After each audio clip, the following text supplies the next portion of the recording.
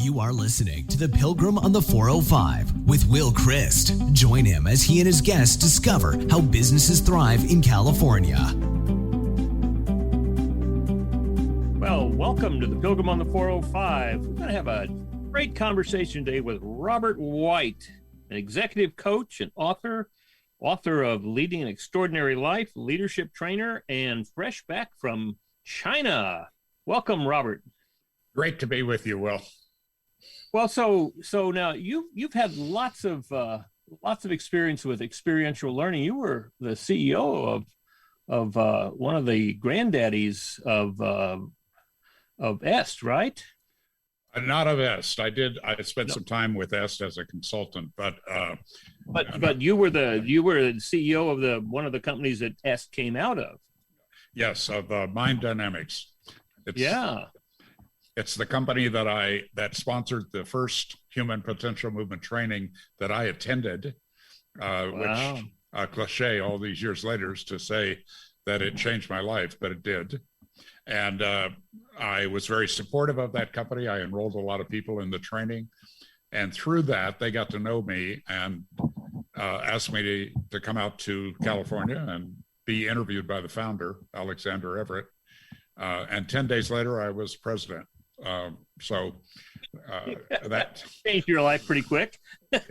I took a 70% pay cut and moved my family to Sausalito, California. And a 70% improvement in the quality of life, no doubt. Oh, these California guys, they are all PR agents for the Sunshine State, you know.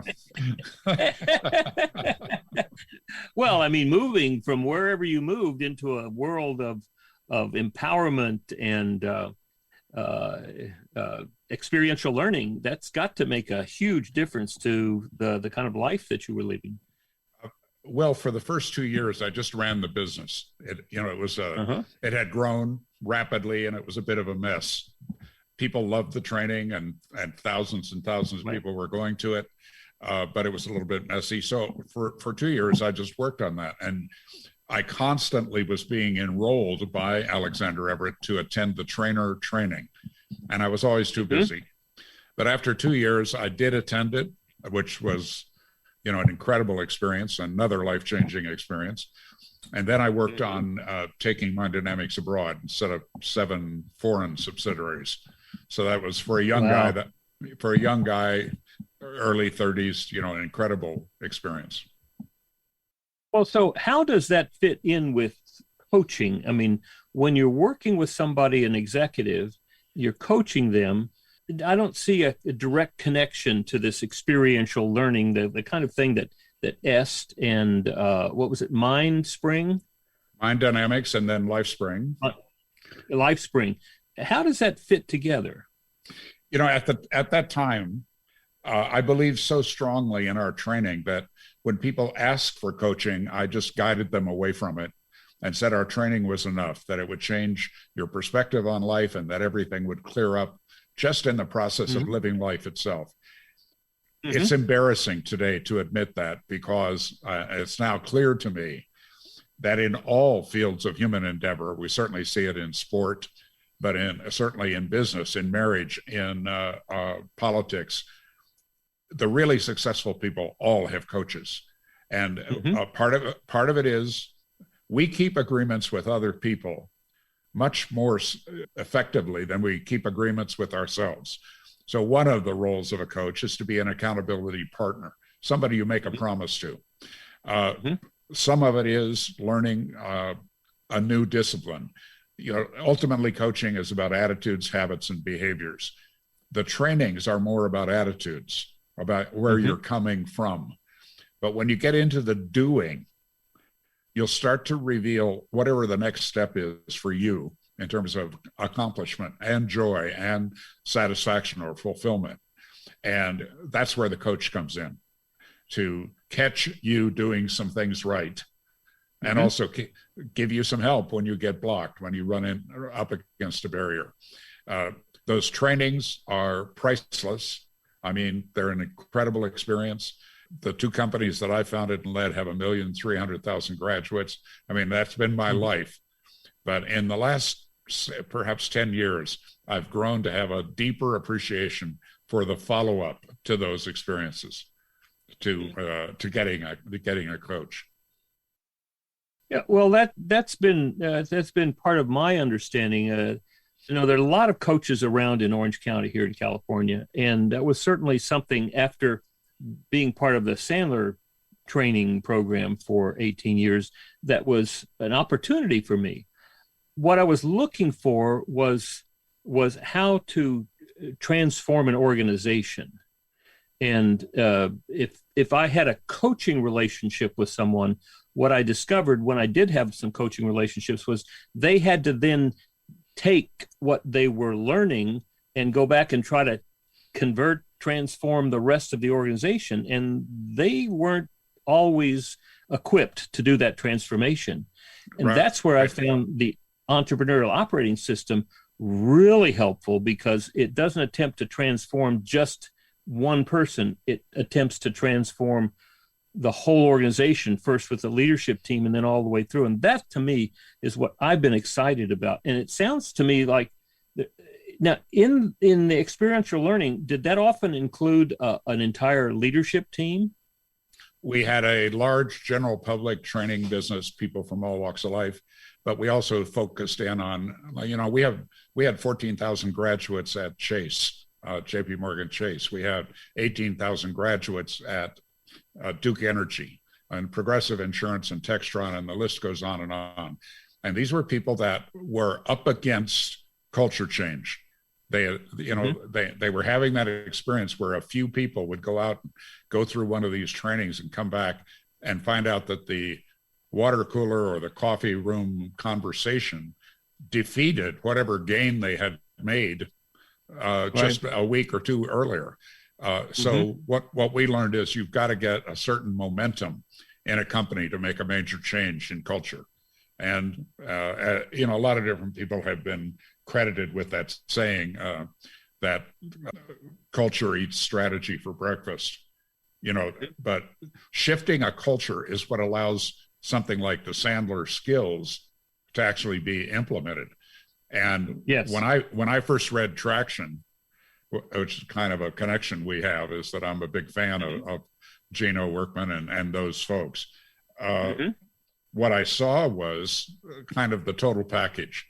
And I'm selling, this is like I was being interviewed about my book once, and some interviewer said, there's always a snarky question in those interviews. And the snarky question was, well, this is just another personal development book, and what makes it different? And I said, actually, all personal development books are derivative of Think and Grow Rich and the Holy Bible. And then the moment I said it, I realized I'm on this show to sell my book. I just confessed it's derivative. I think for especially the medium-sized growth business, I've really never seen a total system as good as EOS, frankly. And I've looked at a lot of different things. And again, my emphasis over the years in working with companies and with executives and with entrepreneurs has been on the individual, on their attitudes, habits, and behaviors that get in the way of getting what they want, or that support getting what they want. And I wasn't dismissive of good management. It's just that I focus on leadership, on those qualities. And I what I have learned is that every successful executive needs to have three different resources. One is an operating system, and EOS is one operating system. That's pretty good. I like it, and I see it's very valuable and helpful and very effective. And secondly, they need a coach. They need a personal coach, because that coach is working specifically with them. And then thirdly, one real valuable thing is a peer group, an executive peer group where they can share with each other. But it's those three together. Very often I've heard Vistage chairs see EOS as a threat to them or as competition. And it's not at all. But Vistage cannot do what EOS does, and EOS implementers do not do anything like what a Vistage group can do. And likewise, I'm not a coach. I don't coach my people. I might listen and hear how they're going to proceed, but my job is to teach them how to use this magnificent system called EOS, and that's delightful. So tell me about where you want to go now that you're back here, back from China, and I want to hear something about your experience in China, but tell me where you want to go now. I love that explanation about Vistage and EOS. They're both great tools for people running a company. I'm the third leg of that stool, and that I work with the individuals on, again, blocks, barriers, opportunities, things that they don't see. It seems to me Asia operates a lot on these sayings that are thousands of years old. One of them from Zen Buddhism is that fish do not describe water very well. I agree, right. Right. Whatever it is that we're swimming in, we tend not to notice it. And that's the person that I'm looking to work with. I'm looking for the person where I could add some insight, ask some good questions, help them get clear, again, about what works, what doesn't work in their personal leadership contribution. And quite often that does tend to extend to the top team after a while, either one-on-one or as a group. What you're working on are the cultural aspects, the purpose, the vision, the values. And I know those are addressed in the EOS to some degree. We actually do the deep dive into, why does your company exist? Why do you exist as a human being? What's your personal purpose? I love the name of your show, and that, that kind of a highway metaphor. A lot of us in America, particularly, our lives revolve around cars and highways. My friend, the late John Denver, wrote a song called "Sweet Surrender," and one of the great lines in it is, "Lost and alone on a forgotten highway, remembered." Experienced by many, but remembered by few. An amazing number of executives when they really tell the truth are lost and alone on a forgotten highway. They are incredibly smart. They're incredibly driven. They're incredibly hard workers. They've just got so many great qualities, but they tend not to pay much attention to themselves and to their learning, their growth, beyond conventional education, a few corporate seminars, maybe a book now and then, but really taking a deep dive into, why do I exist? What are my values, really, my lived values? What is my strategic intent in my life personally and for my organization? So that's the kind of work I like to do. I'm looking for people that are on that kind of growing edge. They're ready. I have a website. Everybody has one, extraordinarypeople.com. An amazing number of people, when people reach out through the website, it's time stamped. An amazing number of those messages are stamped 1 a.m., 2 a.m., 3 a.m. These are executives who can't go to sleep with a problem. And generally they set up their life to have no one to talk to. That's kind of the value of you coming in as an EOS consultant or a Vistage. At least it gives some kind of an outlet to have people to talk to, because you cannot share your doubts, your fears, your problems within the people in your own company. So that's my role, and that's what I like to do. Oh, that's wonderful. That's wonderful. How many coaching clients could you have in your practice at one time? It depends on the setting. One-on-one, I have a limit of 10. If somebody drops out, then I add someone. With the group coaching, there's really no limit. This is what I've learned courtesy of the virus. I mean, I had done group coaching online in China using the platform called WeChat. And when I came back, it's Zoom. It's the way we're working today. But I put together groups of 12, and that's an arbitrary number, but it's my number. And I think Right. that's interesting because that's also the number Vistage chose. You know, it's the number of disciples back to 2,000 years ago. Right. or the number of eggs in a cart. You can go on and on with this. Yeah. But we put together groups of 12, and we just ask if they're not competitive. They're not in competitive businesses. The way I think about it is that I'm accountable for about 1/3 of the value, and 1/3 is their commitment. You know, they're going to put this first in their lives, in their business lives, and then 1/3 happens between those 12 people in becoming resources to each other. And so the results are fantastic. I love doing it. Plus, it's fun. Oh, yeah. Well, you know, if you are doing what you love and you're great at, it's going to be an enormously satisfying experience. Yes. And that's what I find. One of the things I find so extraordinary about EOS is talking about this whole matrix of the things that you're not good at and don't want to do, the things that you're good at and don't want to do, the things that you're good at and you want to do, and the things that you're great at and love doing, and how we get people in that upper part of the matrix and delegate everything else away. It just seems to me that so many executives are so busy that they really take on all these things that they think they have to do, they ought to do, but they really don't want to. And in doing so, they have no time to be human beings, to follow the passions that are so important to them. It's just astounding when they can really make that shift. Do you find that to be true as well? Just absolutely true. You know, a recent thing that's happened for me personally, and maybe some people watching or listening today can identify with this. I find myself quoting two people that I wish I didn't quote, and I increasingly quote them. One is my ex-wife, who had a special kind of wisdom that she imparted to me during our time together. But it just irritates me that I find myself quoting her.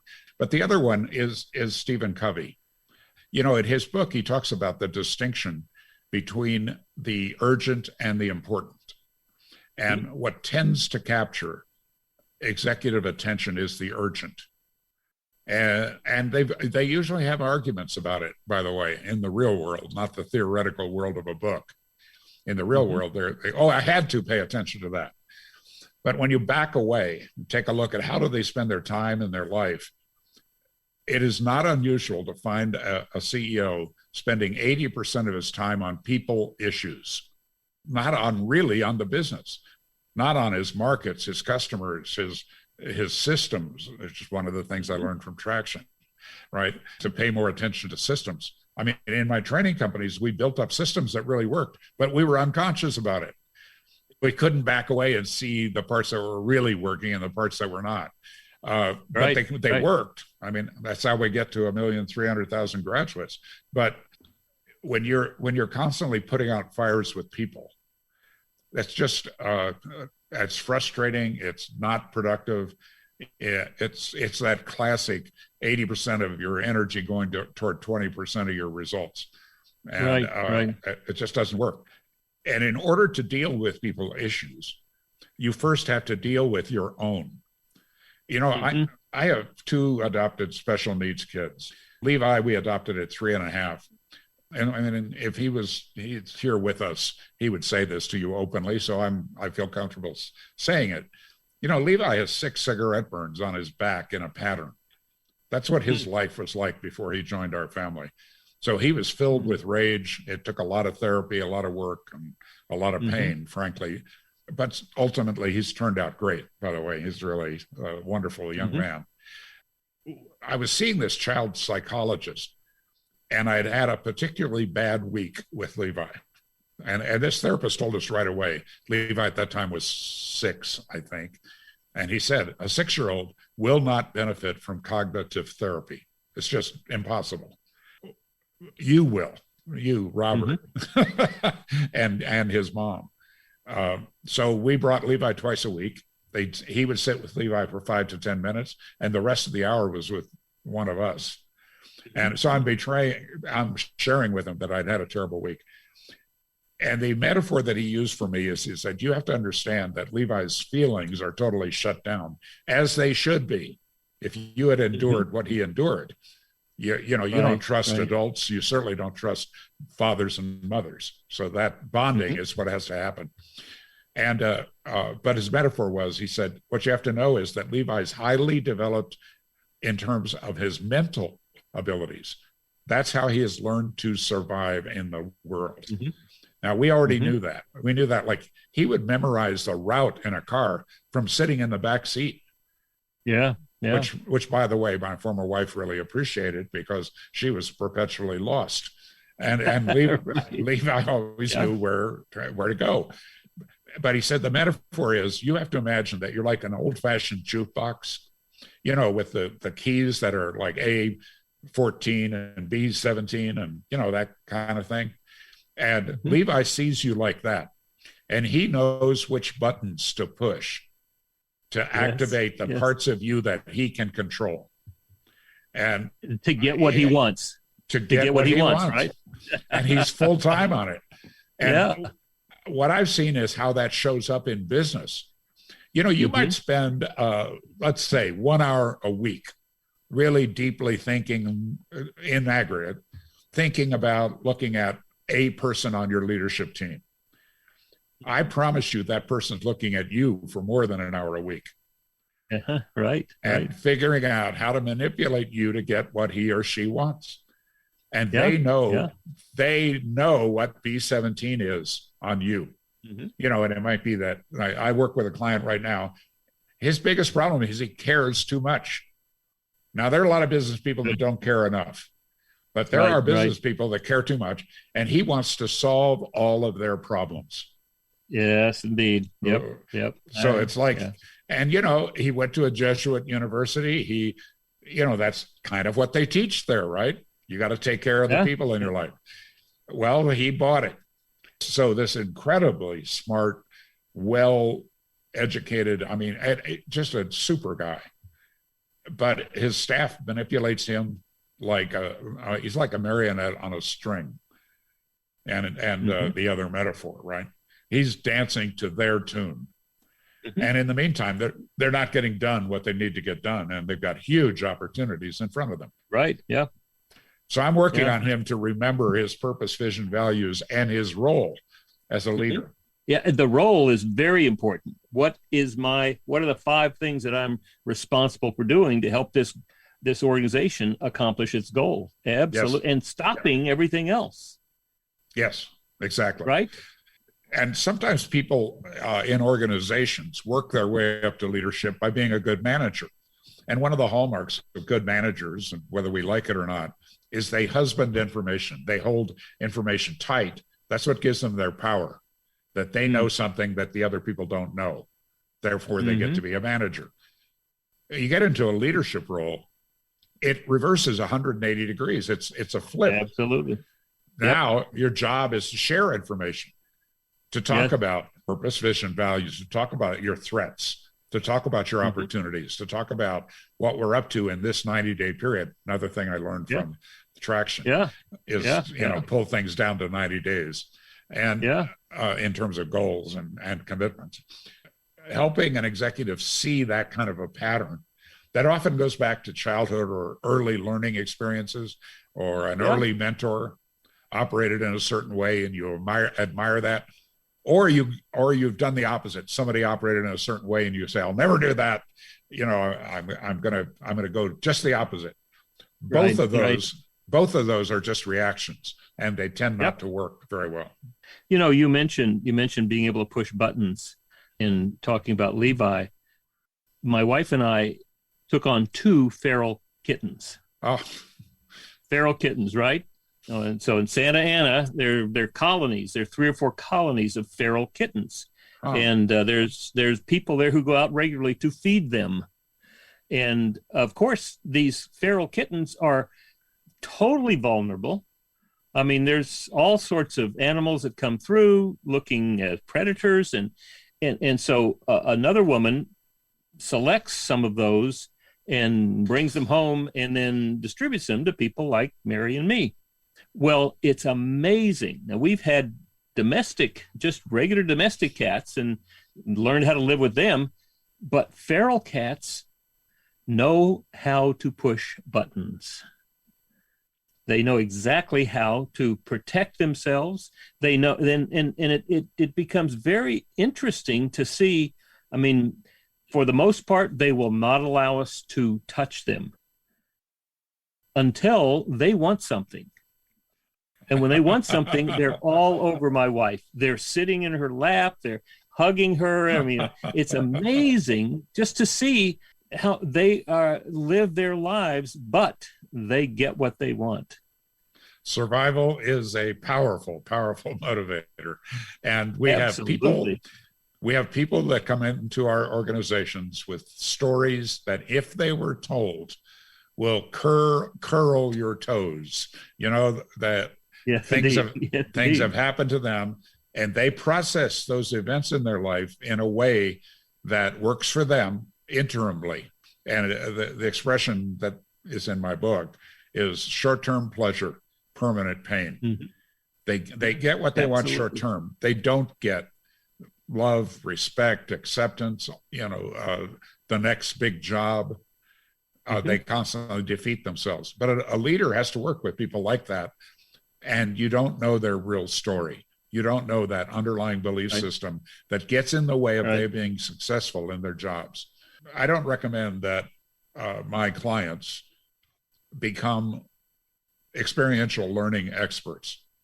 I just want to, that's what I've spent my life doing. But I've also been in their job of running, ARC International had 240 employees, 70 full-time trainers, 15 offices scattered around Asia.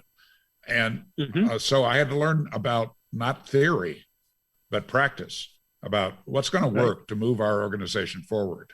And what I want to do is I want to be that, if you've got a hematoma in your brain, you don't want to go read a book and try to operate it on yourself. It might be better to get a skilled surgeon in for a short time. Well, it's been interesting. There are some leaders in my clients who have said, one particular leader saying, I've discovered in this EOS process that I'm way too overbearing, that I demand all of these things rather than facilitating and helping and supporting my leadership team. He went out and got a therapist and now has a coach.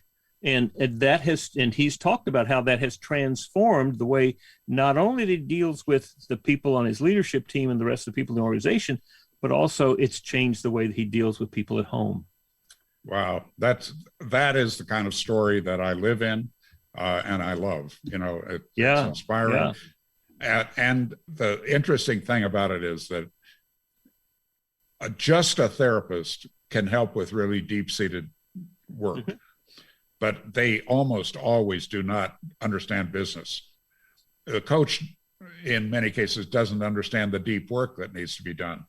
So, there are people like me, I'm not the only one, who can combine the two a bit. I'm not a therapist. I've actually referred clients to a therapist a few times. I am highly, highly picky about that choice of therapist.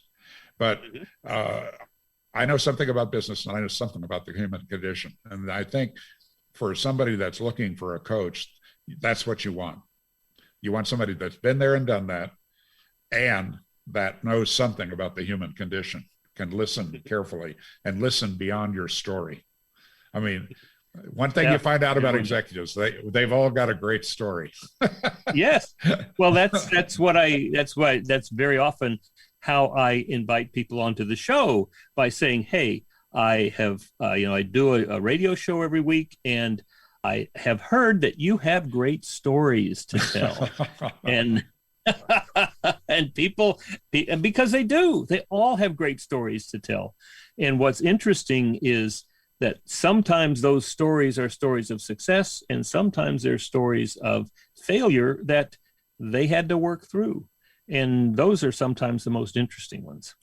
Well, I've certainly learned the most from the two biggest failures in my life, one being divorce and the other being the failure of ARC. I just, incredible learning. That's when I read Traction, by the way. Oh, really? Yeah. Really? When I was in the middle of beating myself up about firing 240 people and closing 15 offices, that's when I read Traction. Wow. Amazing. So what did that do for you, reading Traction? I had a new appreciation for management in a way that I had not had before, as opposed to leadership. And I found out what I was doing that worked and didn't work in what I would call a sloppy role definition in my own company. And I hired leaders to be managers. I hired managers to be leaders. That whole thing in Traction about analyzing your people's strengths, it's so clear. It's not academic. You know, I read it and I went, yep, I see what I did wrong. Yeah. I've found that to be so true of EOS, that it is extremely simple, not easy, right, but simple. Yes. And I think I think that many leaders take that simplicity and think that they can best implement it in their company themselves.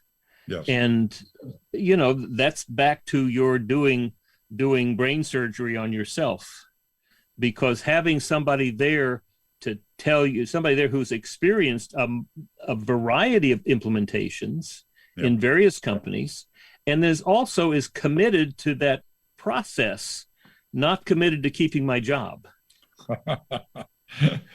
Well, and that the process is proven, Yes, absolutely.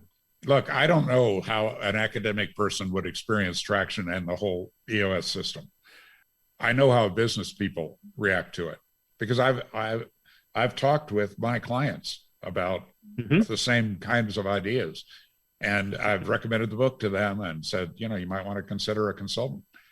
Not one of them has ever said, well, this is too complicated, or this is too academic, or this is too much theory.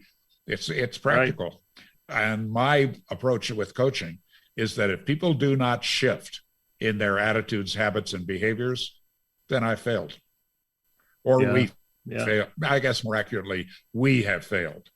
I'm not the only player in the coaching relationship. Right. That's right. I have fired a few clients. We all have. We have. If we're honest with ourselves, we have taken the step of courageously confronting and saying it's just not working out. I'm not the right guy for you. Well, Robert, this has been a great conversation. I've really enjoyed it, and welcome back to this side of the Pacific. Thank you. It actually is great to be back in Colorado. Good. Excellent. Well, we won't hold that against you. Thank you. So what would you like to, you've got the microphone now, what would you like to tell people? Business leaders, business owners. Your life can enjoy not only increased results, but also joy, satisfaction, and fulfillment. And there's a way to do that. It's not unknown. It's not a secret.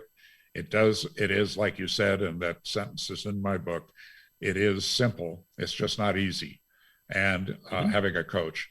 One of my favorite stories from China is that there is a tennis player named Li Nan.